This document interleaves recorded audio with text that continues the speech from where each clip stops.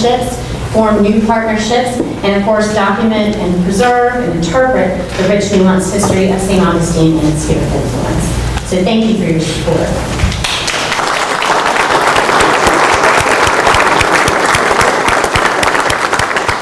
Now, I had to shorten this because we could be here all night if I listed the accomplishments of our speaker tonight. Our speaker this evening is a distinguished leader of historic preservation. Hershel E. Shepherd is a fellow of the American Institute of Architects Emeritus. He received his bachelor's degree and his master's in fine arts and architecture from Princeton University. He has made outstanding contributions to the design and preservation of historic structures in Florida and St. Augustine, including but not limited to the restoration of the historic 1902 Florida State Capitol at Tallahassee, the Florida Theater restoration in Jacksonville, the Jimenez Facio restoration in St. Augustine, the Mildred and Cloud Pepper Archives at Florida State University, and the reconstruction of Fort Foster at Hillsborough County. He has served as a trustee of Florida's Historic St. Augustine Preservation Board, the State of Florida Historic St. Augustine Preservation Board, and the Florida Department of State National Register Review Board. He is the founder and director of the Florida Trust for Historic Preservation, an advisor on the National Trust for Historic Preservation. He was a member, director, and successively secretary, vice president, and president of the Jacksonville chapter of the American Institute of Architects. He has served as a professor at the Department of Architecture at the University of Florida and as the Meineke Reeves Distinguished Chair in Architectural Preservation. He has also served as the director of the University of Florida Department of Architecture Preservation Institute in Nantucket. He is the recipient of numerous awards, such as the City of St. Augustine Diabolese Award, the Tallahassee Preservation Council Award for Historic Research, the Carl Reinhardt Award, the Florida Trust for Preservation Award, and the Henry Adams Fund Award, and the American Institute of Architects. These are just a handful of his impressive accomplishments.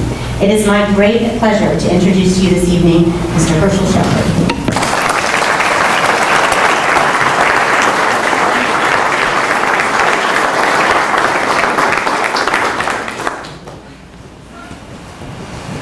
Can I get you to flip the slides for me? Yes. Or can I do it? Is there a remote? There's a remote, but I don't know. Okay.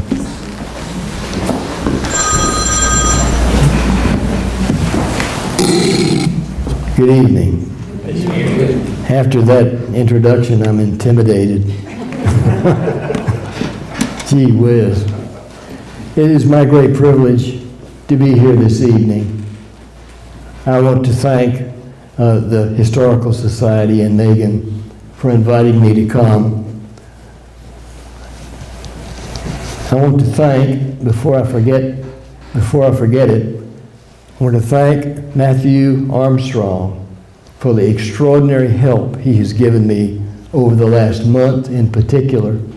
And also I want to thank Bob, Debbie, and Charles in the Historical Society Library for the help that they've given me over the past several years. Some of the slides you'll see are a result of that help. Now, in preparing this, I'm going to speak to you as an architect, and I want to talk to you about why people come to St. Augustine that maybe doesn't have a direct relationship to history as far as they're concerned. It does have a relationship. But the point is that they enjoy St. Augustine and they come back and they don't really understand why. I would like to discuss that a little bit. There is a presence here that we still have due to the hard work of many people over many years. So let's begin.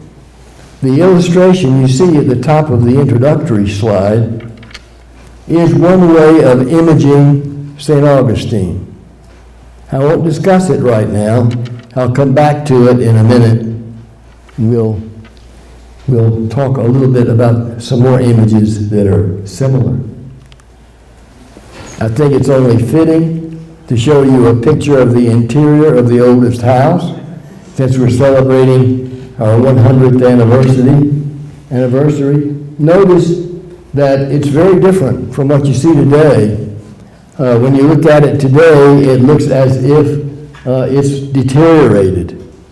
And of course, that's what restoration does to us. But here it was in 1918, soon after it was acquired by the Historical Society.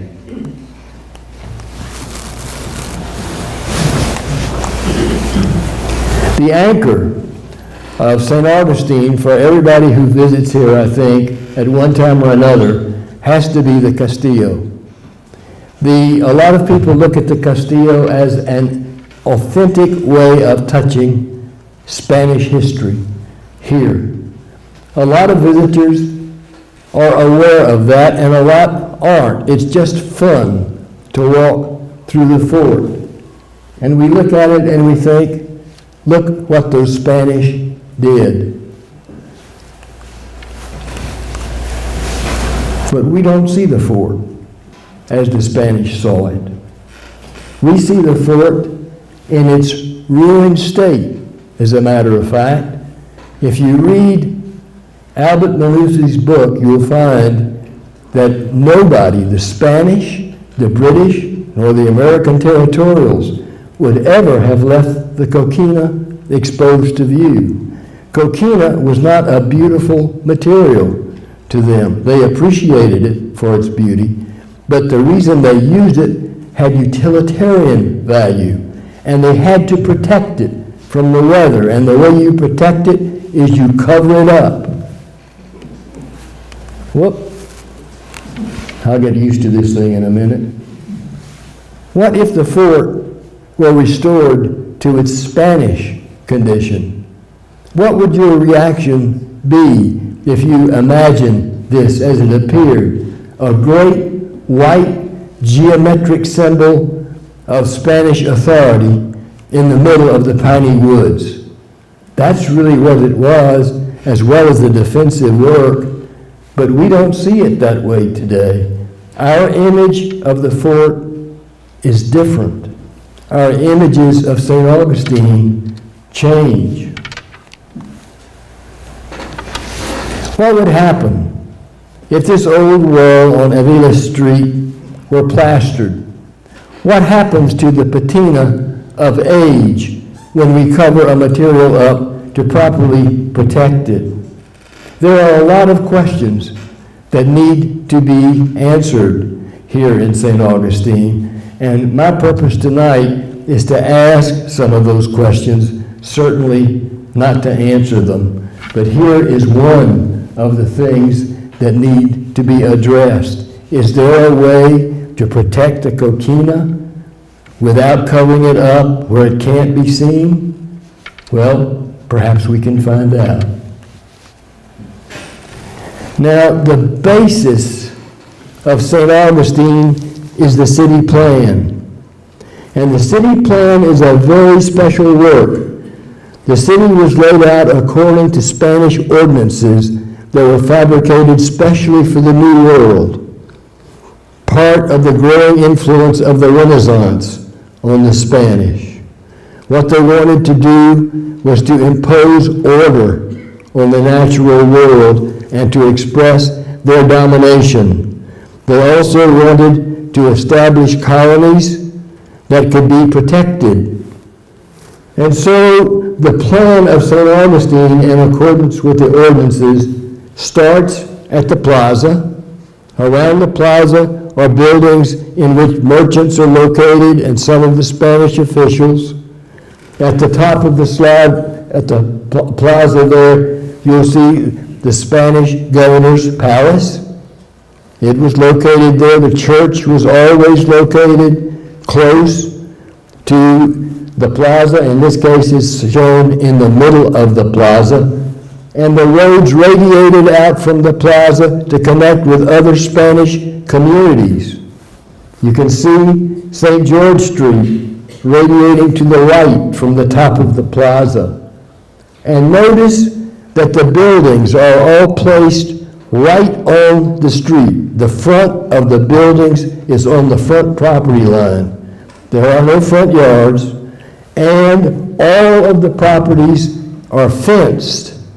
After all, if you live in town in those days, you're going to have some domestic animals.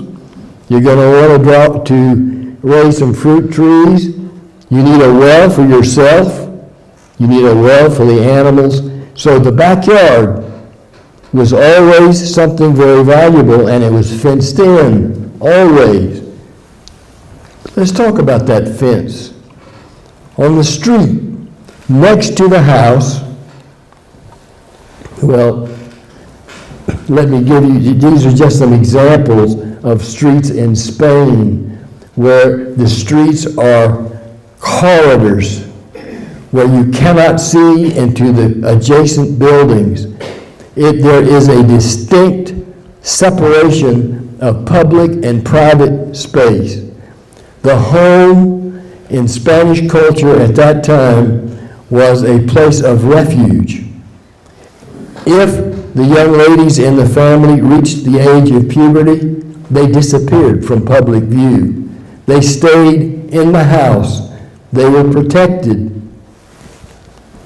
Here's another view in Toledo, Spain. The narrow streets, great for protection, militarily.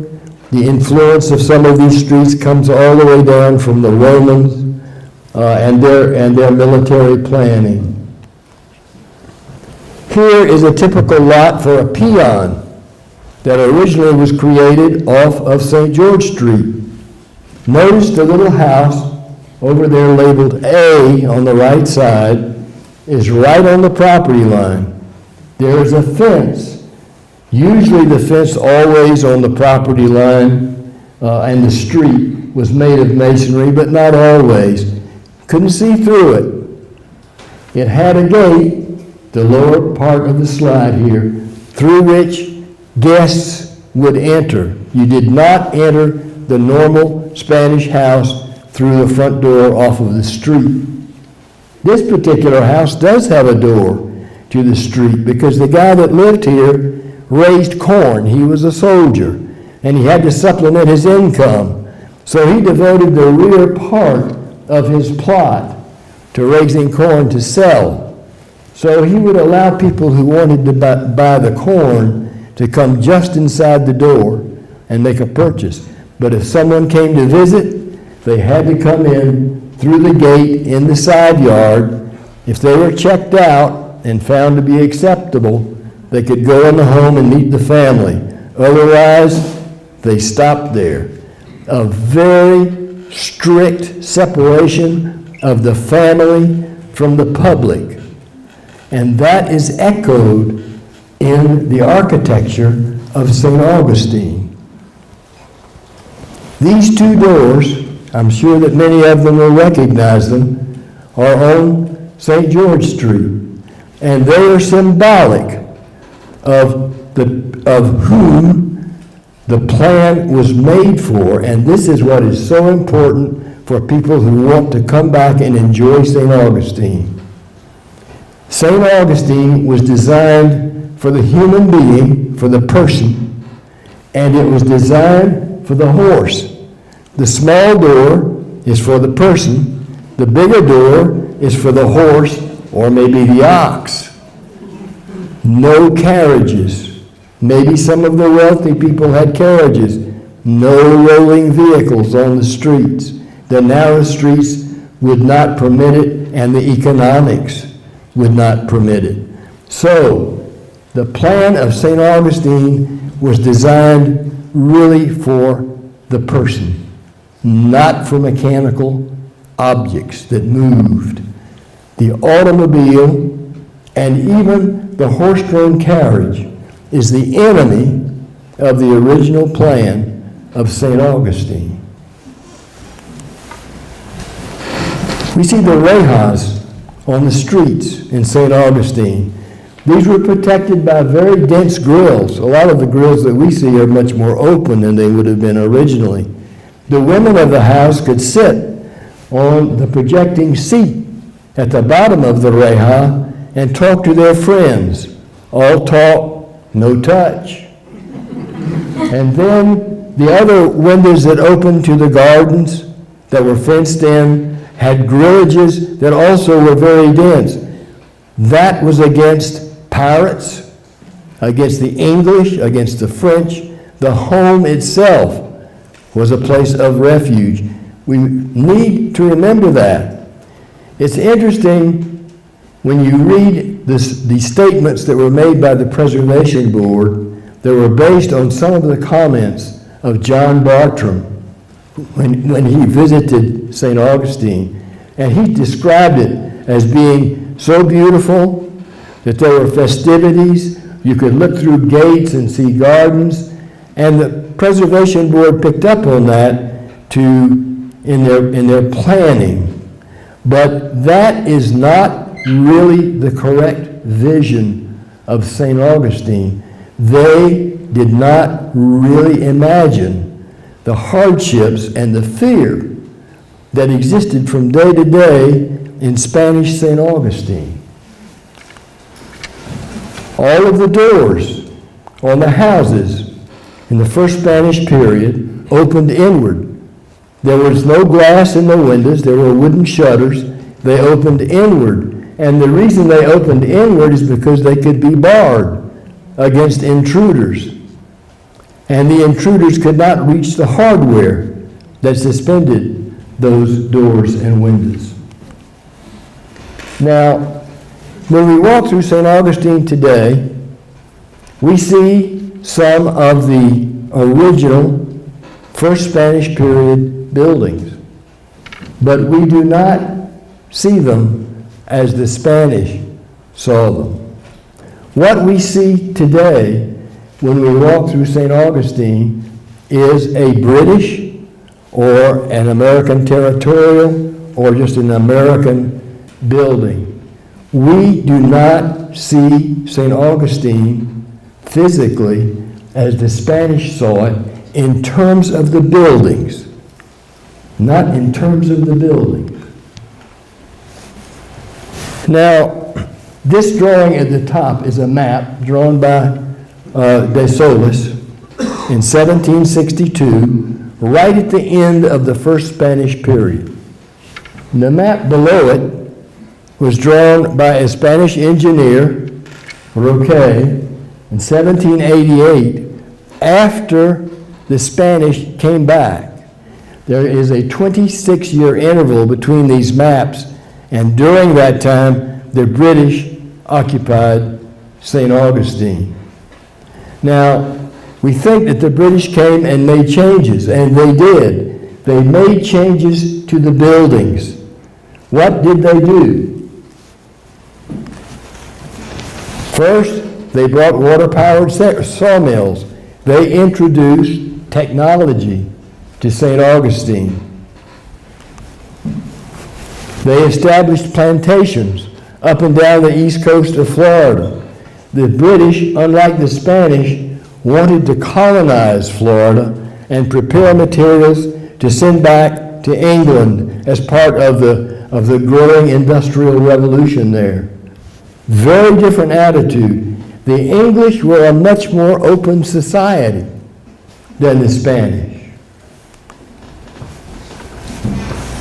They brought from New York a prefabricated barracks building. It was originally constructed down where the National Cemetery is now, south of the National Guard complex. Didn't last very long because the materials were not well suited to the Florida climate. It lasted for a few years into the second Spanish period and then disappeared. The British built one masonry building, complete masonry building of their own design, which remains. The Spanish Bakery. It's down on Marine Street. You can see it today. More importantly than what they built, they changed the Spanish buildings that they occupied. They brought glazed windows. They took the Spanish wooden shutters out of the openings and put in windows, and put the shutters on the outside of the windows.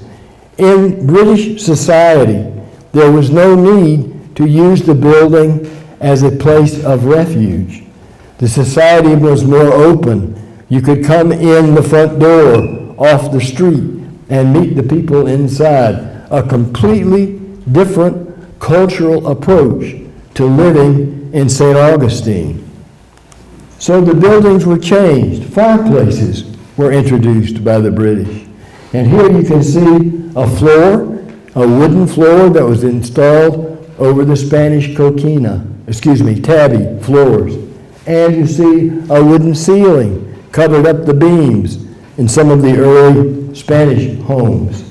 So there were more than cosmetic changes to buildings brought by the British.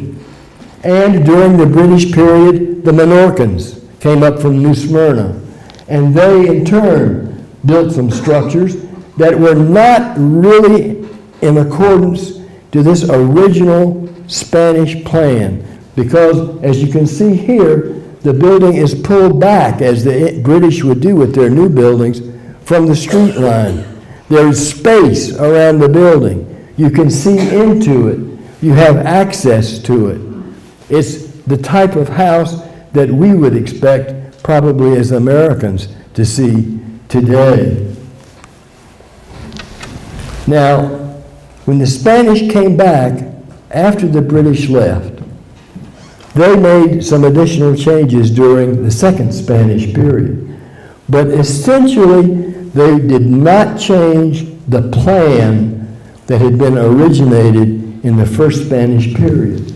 Here, the cathedral was moved out of the plaza and built by the engineer Roque. We see it here on the north side of the plaza. A number of small buildings were constructed during the second Spanish period. One of the things that we don't know is how much did the presence of the English in St. Augustine influence the design of these buildings that were constructed during the second Spanish period. Here's one of them, the Juanita House on Treasury Street. And here's another one, the oldest house, right?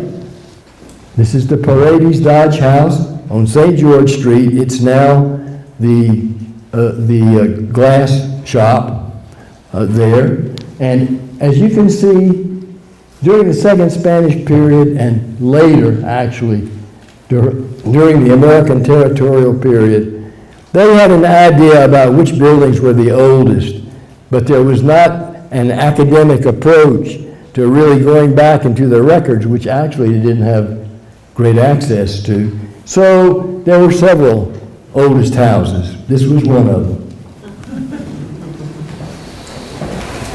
At this time, the Spanish governor's house was remodeled by a famous American architect. And here you can see what it looked like in the 1830s. The Spanish governor's house was changed into a customs house and post office. This was done by Robert Mills, who also designed the Washington Monument in Washington. Now we're in the American territorial period. And this is when the urban landscape begins to change, when the original plan of the Spanish begins to be affected. Here is one of the first big hotels, 1835, really at the beginning of the Second Seminole War. There was a lot of tourist activity, a lot of government activity because of the Seminole Wars. So this building was built on Treasury Street. The street running off to the right is Treasury Street, and St. George is here to the left. Here is a Sanborn insurance map. This is this hotel right here. Now, look up on St. George Street and you'll see the beginnings of another early hotel, the Magnolia House.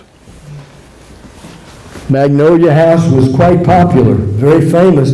In fact, Flagler stayed there for a while. Here's what it looked like. Now tell me, these two hotels that we've seen so far, what do they have to do with Spanish history? What do they have to do with St. Augustine as an ancient city? They have nothing. to do with that. These are Victorian buildings built for income in a tourist resort. That's what they are. They're huge. Look at that. It's at least 4 stories high. Now, here's the third hotel. You can tell where it was. Here's the plaza in the foreground. There's the market. This is the hotel that reached all the way on the left from the cathedral right up to the waterfront. Big wooden hotel. Can you imagine what St. Augustine was like when that hotel existed? That's what that corner looks like today. Now here's another, the last of the really biggies that really have nothing to do with St. Augustine history. This is the San Marco Hotel. This was located just west of the Huguenot Cemetery, where the Visitor Information Center is today. It towered up in that space and above the Castillo, really. Had nothing to do with St. Augustine as a Spanish colony. And in this slide, in the background at the end of Cordova, you can see the San Marco Hotel standing up, towering above the surrounding area. But of course, also in this slide, you can tell that Flagler has come to town. And Mr. Flagler changed St. Augustine in many ways. For the first time, he built a hotel that addressed the history of St. Augustine. It was not a copy of a building in Spain that is a legitimate, complete copy of some kind. It was an imaginative study of Moorish and Spanish Renaissance architecture, a magnificent building. Not only, though, was it magnificent, it created an urban space that is a modern urban space, a 20th century urban space, surrounded by huge buildings. And you at first say, that's awful. That destroys St. Augustine. No, it was outside of the colonial city. And what it provided was a contrast of scale to the visitor of St. Augustine. It is extraordinary to walk from the Spanish Plaza and St. George Street into this plaza and the buildings that surround it. Completely different. The contrast enhances the Flagler structures, and it enhances the colonial city and St. George Street. I suggest to you that there's a duality here that's very important. Flagler's buildings are as important to understanding St. Augustine as a work of architecture as the Spanish plan is. It is an integral part of St. Augustine today. It's become part of our memories, part of the way we imagine St. Augustine. Look at this luxurious hotel. Nothing like this on St. George Street. The people here had never seen such luxury before. And look at the space. This great urban plaza. It would accept the carriage, large enough to accept the automobile, part of the locomotive age. Here we get a modern hotel that addresses its relationship to the colonial town. Now, about this time, a lot of people become interested in stylistic architecture, Spanish Revival, things of that nature. They become interested in the materials in St. Augustine because they're beautiful. Coquina is gorgeous. Here's the De Mesa house before it was restored. The owner of the De Mesa house should have known better. He was a famous engineer. gravel bath. But he decided that it was important to restore the De Mesa house into a Spanish inn. He imagined a Spanish inn. That's what should be here. And the house next door to it, just beyond, that's now the Greek shrine. That's the Avero house. The owner of it at that time, this is in the 1950s, 60s, decided that this should be a Spanish wealthy person's home. And plans were actually prepared in Seville to make this house into that, as they imagined it ought to be. This is not historic preservation. This is creative architecture, period architecture.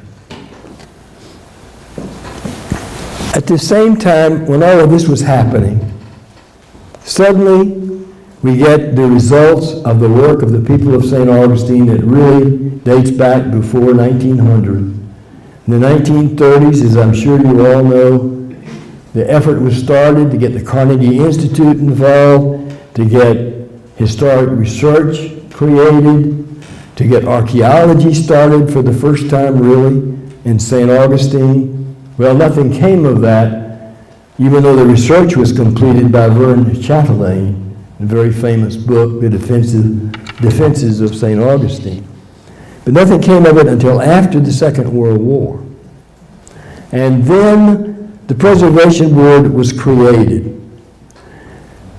1960 saw the issue of the restoration of St. Augustine guidebook by the Preservation Board. Now, what the Preservation Board was intending to do to St. Augustine is probably one of the most radical ideas in urban renewal that has ever hit this country. What they really intended to do was to acquire, over time, all of the property that existed within the colonial city. And what they were going to do is demolish all structures initially that were not from the first Spanish or British periods. And if there were people who owned homes, those people would be encouraged to allow the board to restore, that is to say, alter their buildings to the proper period. If they would give them life tenancy, then the property would become the property of the board. Now, this is stuff that's similar to some of the things that were happening or had happened in Williamsburg. And the relationship of what happened at Williamsburg and what happened at the Preservation Board in St. Augustine, those things deserve some very careful study. Very interesting. But the board here had a fatal flaw. In Williamsburg, the foundation is a private entity funded by Rockefeller. In St. Augustine, it was necessary to create a board that was a state board, and therefore all of its actions were subject to public scrutiny. Let me show you some of the things that happened. Here's Williamsburg at the top to give you an idea to compare these two projects. And here is, again, the Roquet map of St. Augustine at the bottom. At the top, these are approximately the same scale. The historic area in Williamsburg is about the same length as from the plaza here in St. Augustine down St. George Street to the Visitor Center. About a mile, a little bit less than a mile. That's the main part of Williamsburg. Williamsburg plan is very different because the central street, Gloucester Street, is 99 feet wide. It's not designed for the person or the horse. It's designed for the carriage. Completely different. English society is much more open than Spanish society. So there are profound differences in the plan of Williamsburg compared to St. Augustine. Very important difference. You can see that the density of the buildings is about the same, except In Williamsburg, there were 88 original structures that had survived from earliest times. In St. Augustine, we've ended up with maybe a little more than 30. And those are all encapsulated, those pieces are encapsulated in other structures. Well, this is not going to be a discussion of the Preservation Board, except to say that they were geared to failure, unfortunately, from day one. This scheme of taking over St. Augustine, here's one of the reasons they failed. Believe it or not, this is an assessment map that was part of the original plan of St. Augustine, with the assessed values of all the property there for everyone to see. And everybody knew that the board was going to try and acquire this property. Can you imagine the dollar signs that appeared in people's eyes when they got a wind of what was intended here? Well, in any event, this gives you some idea of the properties that were going to be restored and some that were going to be reconstructed in this original plan. You can see the density is not great. They were going to start at the north end of the city and work south, acquiring property. Here's the plaza area. Here's the area south of the plaza. Not very many buildings here, so not very dense, this original plan. And here is a picture of this incredible model that was built of what they intended to do to St. Augustine. At the top, you can see members of the board surrounding the model, and there's this little article below that's kind of disturbing. It says, there was a discussion about whether the restoration was going to involve expressing antiquity or authenticity. Well, you know, if you're in historic preservation today, your eyes kind of light up and you say, wow, this was going to be an adventure for those guys. Well, indeed it was. Here are pictures of the model. There's the fort in the background. The model was built of St. Augustine north of Hippolyta. And here you can see evidence of the plan. They recognize the value of the plan, the original plan of St. Augustine. Everything is fenced in. Everything.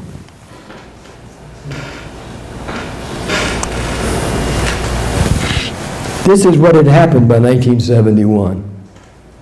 These are the properties that had been acquired by the board.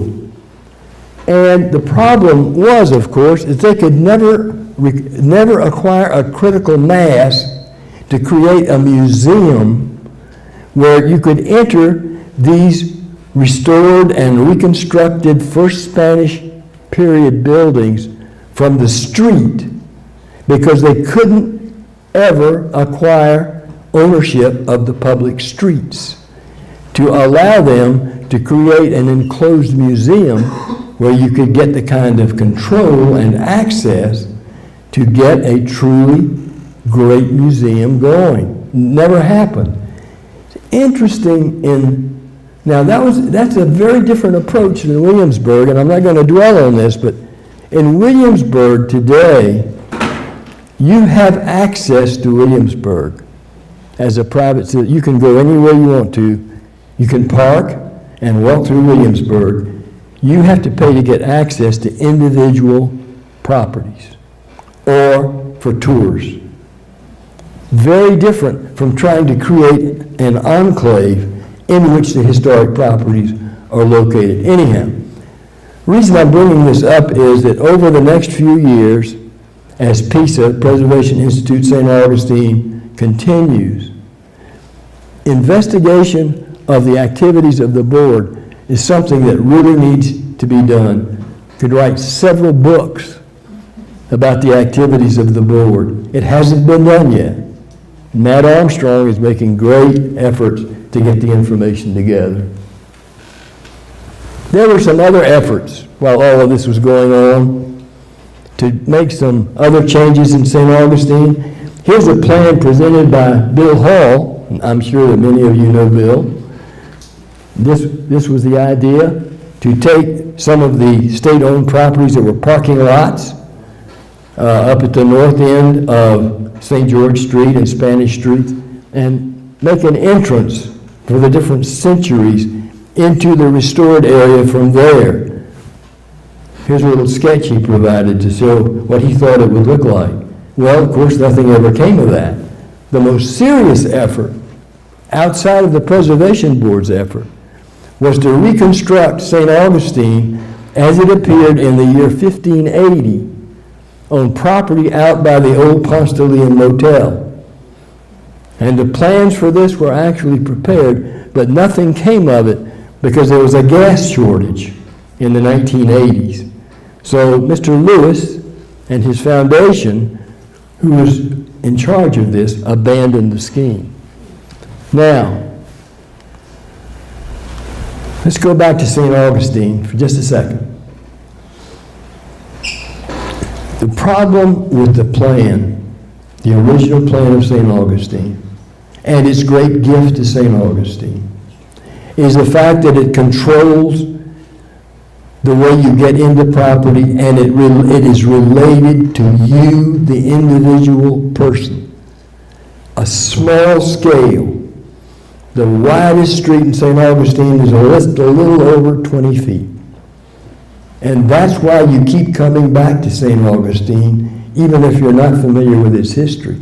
It's just a great place to be because the buildings relate to you. Automobile is the enemy, though.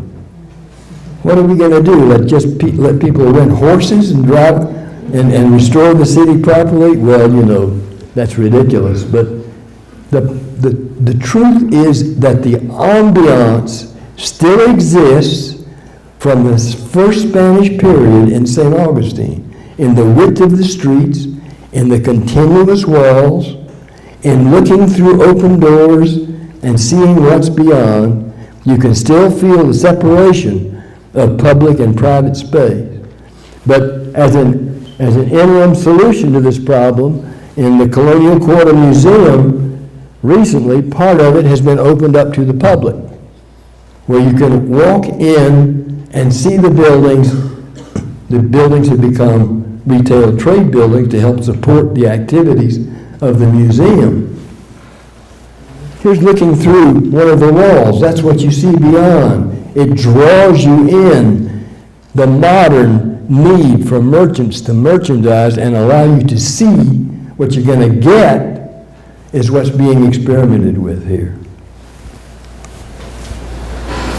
And this is one of the buildings on St. George Street today that is, as you know, a restaurant and is beginning to sustain the cost of maintaining these buildings. The buildings are still individually interpreted.